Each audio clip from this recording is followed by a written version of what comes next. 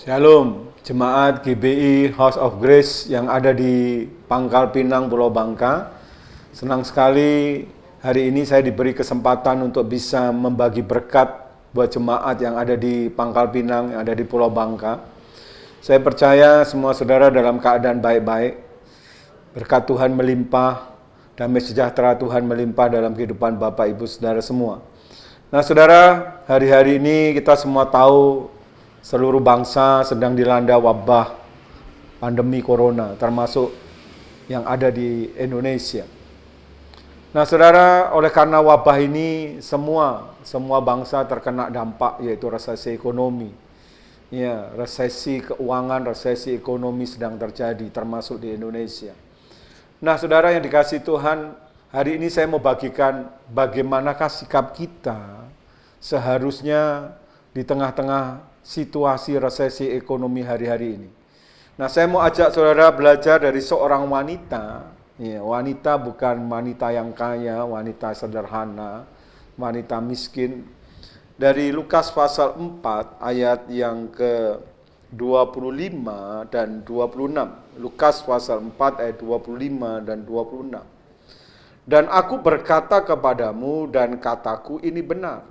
Pada zaman Elia terdapat banyak perempuan janda di Israel ketika langit tertutup selama 3 tahun dan 6 bulan dan ketika bahaya kelaparan yang hebat menimpa seluruh negeri. Tetapi Elia diutus bukan kepada salah seorang dari mereka, melainkan kepada seorang perempuan janda di Sarfat di tanah Sidon. Nah satu kali Tuhan Yesus ngomong sama murid-muridnya dan dia berkata, kataku ini benar, berarti benar-benar ada sesuatu yang menarik hati Tuhan, sehingga Tuhan mengingat kembali peristiwa yang lama di perjanjian lama pernah terjadi tentang seorang wanita. Apa yang terjadi saudara? Berkatakan pada zaman Elia, terdapat banyak perempuan janda di Israel. Di waktu kapan? Di waktu langit tertutup selama 3 tahun dan 6 bulan. 3,5 tahun terjadi yang namanya langit tertutup. Yaitu terjadi bahaya kelaparan yang menimpa seluruh negeri. Karena hujan tidak turun 3,5 tahun, terjadi kelaparan, terjadi resesi ekonomi selama 3,5 tahun pada waktu itu. Tetapi Tuhan berkata begini, bahwa ada banyak janda di Israel, tetapi justru Elia, hambanya yang dipilih, dipelihara Tuhan, disuruh Tuhan, bukan pergi untuk kepada janda-janda, umat pilihan Tuhan, tapi justru kepada janda Sarfat. Sarfat itu di Sidon, ya sekarang ini letaknya di Libanon, yang dimana pada waktu itu merupakan daerah musuh daripada Israel. Justru Elia disuruh pergi kepada janda di mana itu letaknya di tempat musuhnya orang Israel. Sebetulnya orang Israel tidak boleh bergaul dengan musuh-musuhnya, termasuk orang-orang Sidon ini. Nah, kenapa sampai demikian? Tentu ada sesuatu yang menarik dari perempuan ini, saudara. Ada yang membuat Tuhan itu nggak tahan, sehingga dia berkata, kataku ini benar. Berarti perempuan ini membuat satu history maker dalam hidupnya, sehingga Tuhan tidak tahan untuk tidak menceritakan kembali. Nah, apa yang menarik, saudara, tentang sikap hati daripada perempuan ini di tengah-tengah situasi resesi ekonomi yang begitu dahsyat yang menimpa seluruh negeri. Satu ayat saya ingin bukakan rahasia mengenai perempuan ini dari 1 Raja-Raja pasal 17 ayat yang ke-13. 1 Raja-Raja 17 ayat 13. Nah, pada waktu Elia sampai ke Sarfat dan ketemu dengan perempuan ini, Elia berkata begini, ayat 13, tetapi Elia berkata kepada perempuan ini, janganlah takut, pulanglah, buatlah seperti yang kau katakan, tetapi buatlah lebih dahulu bagiku sepotong roti bundar kecil daripadanya, dan bawalah kepadaku, kemudian barulah kau buat bagimu dan bagi anakmu. Sebab beginilah firman Tuhan, Allah Israel, tepung dalam tempayan itu tidak akan habis, dan minyak dalam buli-buli pun tidak akan berkurang, sampai pada waktu Tuhan memberi hujan ke atas muka bumi ini. Nah, saudara yang dikasihi Tuhan, di tengah-tengah resesi itu, janda ini, saya mau cerita sedikit sebelum saya menjelaskan firman ini, bahwa dalam keadaan resesi, janda ini pun sedang mengalami resesi juga, saudara. Dijelaskan di ayat ini bahwa dalam keadaan resesi itu yang dipunyai cuma sedikit tepung dan sedikit genggam tepung dan sedikit minyak. Itu hanya untuk satu kali dia buat roti, untuk satu kali makan dia dan anaknya. Habis itu dia akan ikut mati juga karena kelaparannya hebat. Jadi dia pun juga nggak punya apa-apa. Tapi perhatikan saudara, pada waktu Elia ketemu dia, Elia menyampaikan pesan Tuhan. Dikatakan, buatkan lebih dahulu bagiku sepotong roti bundal kecil. Jadi dari segenggam tepung dan sedikit minyak yang untuk satu kali makan itu, Tuhan firman, buatkan dulu roti kecil daripadanya. Ya, untuk aku. Ini pesan Tuhan. Ini firman datang kepadamu. Kamu buat dulu dan beri. Kamu berikan terlebih dahulu kepada aku. Baru setelah itu kamu makan sisanya. Nah saudara, saya percaya tidak mudah buat orang memberi dalam keadaan begitu susah. Mungkin kalau keadaannya berlebih, masih mudah untuk bisa memberi. Tapi justru inilah yang menarik Tuhan. Membuat Tuhan Yesus menceritakan perempuan ini. Apa saudara yang menarik? Ternyata perempuan ini, kalau saudara baca di ayat yang ke-15, lalu pergilah perempuan itu dan berbuat seperti yang dikatakan Elia. Berbuat seperti yang dikatakan Elia. Ini yang menarik hatinya Tuhan. Apa itu saudara? Iman. Iman itu timbul dari pendengaran akan firman. Firman yang datang kepada dia. Dan ini iman itu mesti begini saudara, nggak bisa cuma didengar, ya. Tetapi iman itu akan menjadi mujizat, akan menjadi kenyataan, akan menjadi hidup, akan menjadi berkuasa, berdampak kalau itu dilakukan. Dan dia melakukan persis seperti yang dikatakan Elia.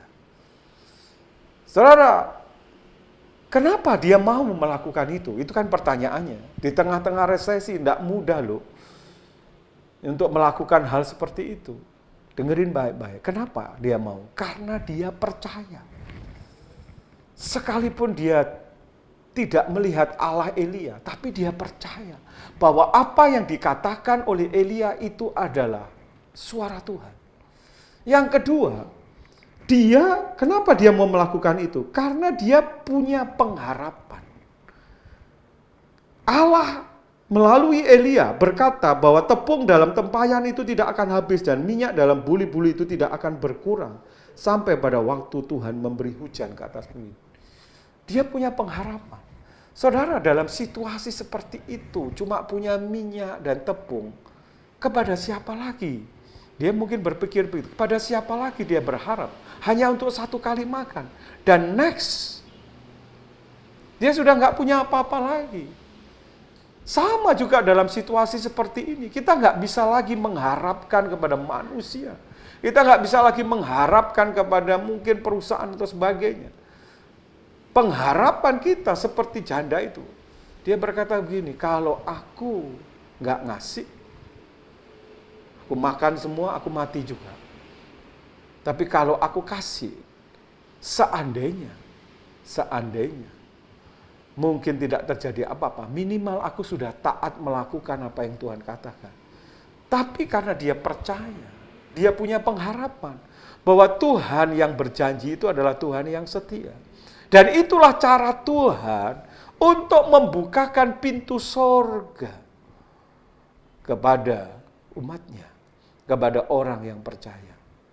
Nah saudara, kalau saudara baca Ulangan pasal 12, maka di sana saudara akan menemukan yang namanya 3 berkat. Yang pertama berkat yang namanya berkat bakul. Apa itu berkat bakul? Berkat yang kita nikmati sehari-hari, kayak makan, minum. Yang kedua, berkat lumbung. Itu apa itu berkat lumbung? Berkat lumbung itu adalah berkat yang kita simpan, yang tidak habis dimakan sehari. Apa itu? Gaji, deposito, kekayaan, harta. Nah, saudara, kedua berkat ini disediakan Tuhan di bumi. Semua orang bisa menikmatinya dengan bekerja, dengan berusaha. Tapi dengar, dua berkat ini sangat dipengaruhi atau tergantung dari situasi di muka bumi ini. Kalau situasi politik berubah, berkat ini bisa ikut berubah. Kalau situasi di bumi ini terjadi resesi, dua berkat ini bisa resesi. Tapi ada satu lagi yang Tuhan perkenalkan, yaitu berkat yang datangnya dari sorga. Nanti saudara baca itu di rumah, di Ulangan 12. Yaitu berkat kalau pintu sorga itu dibuka oleh Tuhan. Nah, berkat dari sorga ini adalah berkat yang tidak bisa kena resesi. Dan bagaimana cara mengambilnya, cara mendownloadnya, mendapatkannya. Maka Tuhan itu punya alat tukarnya. Alat tukarnya itu namanya iman. Jadi saudara, kalau saudara mau mengalami berkat yang datangnya dari surga hari-hari ini, dengarkan firman Tuhan dan lakukan firman Tuhan. Dan saya mempelajari Alkitab ini, 35 kali saya baca habis di Alkitab. Cara untuk kita bisa diberkati secara materi dengan berkat yang datangnya dari surga, cuma dengan dua cara, yaitu memberi, yang kedua menabur. Memberi, menabur. Saudara, saya belajar dari sini. Orang memberi itu bukan karena dia kaya atau berkelebihan. Itu masalah sikap hati. Karena orang itu percaya dan punya pengharapan di dalam Tuhan. Saya berdoa hari-hari ini jemaat yang ada di Bangka Belitung. Sekalipun saudara dalam keadaan resesi, mungkin saudara dalam berat secara ekonomi. Punyailah sikap hati yang selalu mau memberi dan selalu mau menabur. Dan saudara akan lihat di depan nanti. Seperti yang terjadi pada janda Sarfat itu di ayat 16. Tepung dalam tempayan itu tidak habis. Dan minyak dalam buli-buli itu tidak berkurang. Bagaimana itu bisa terjadi? Itu nggak bisa terjadi kalau surga tidak terbuka terhadap yang namanya janda Sarfat. Tepung dalam tempayan tidak habis. Minyak juga tidak habis. Karena pintu surga itu terbuka. Dan saya berdoa itu juga buat saudara yang punya hati yang mau selalu memberi dalam keadaan yang sulit hari-hari ini. Saudara yang mau terus menabur di tengah-tengah masa yang sulit ini. Saya berdoa, minyak dan tepungmu, bejanamu, lumbung-lumbungmu akan diisi terus melimpah-limpah oleh Tuhan. Saya berdoa biar firman ini akan menjadi kekuatan, akan menjadi berkat buat saudara. Jangan pernah berhenti untuk memberi dan menabur buat Tuhan. Tuhan Yesus memberkati saudara. Amin.